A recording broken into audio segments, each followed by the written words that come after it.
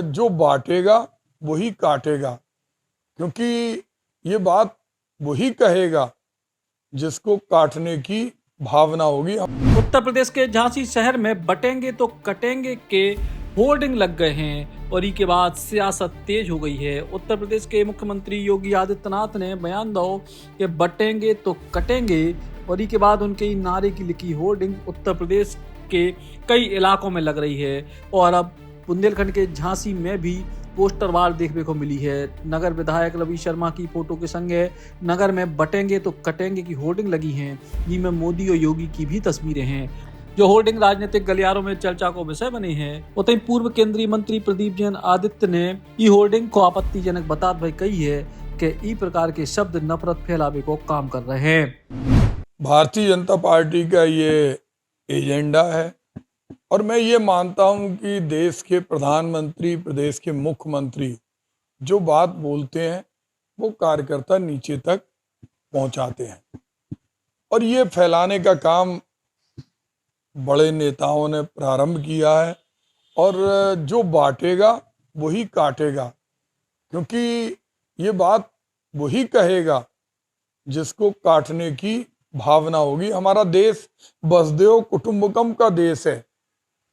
हम कण कण में भगवान के वास को मानते हैं। मर्यादा पुरुषोत्तम राम ने, अगर हम उनके जीवन को देखें तो माता सबरी के बेर उन्होंने जिस आत्मीय भाव से ग्रहण किए और एक सामाजिक समरसता का संदेश दिया, निषाद राज की नौका पर बैठने के पहले जो दृश्य, जो वाक्य उन्होंने कहे वो जोड़ने के वाक्य थे। वो संपूर्ण समाजों में एक सुगंधमय वातावरण उत्पन्न करने वाले वाक्य थे। तो ऐसे देश के अंदर जहां पर गंगा जमनी तहजीब है, जिस देश के अंदर सारे जाति धर्म के लोगों को बाबा साहब भीमराव अंबेडकर ने जोड़कर चलना सिखाया है, आगे बढ़ाया है, ऐसे देश में बांटना और काटना जैसे शब्दों का प्रयोग नहीं होना चाहिए। दरअसल हिंदू वोटों को एक करने की कोशिश में बटेंगे तो कटेंगे को नारा गढ़े गौ है और अब ई को आगे बढ़ावे की कोशिश में है भारतीय जनता पार्टी, जबकि विपक्ष ई को ध्रुवीकरण की राजनीति बता रहा है।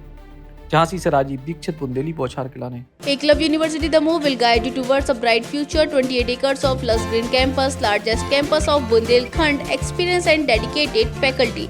50 future-ready courses taught in 12 different schools, separate courts and ground for sport, fully equipped lab and workshop, safe and fully equipped separate hostel for girls.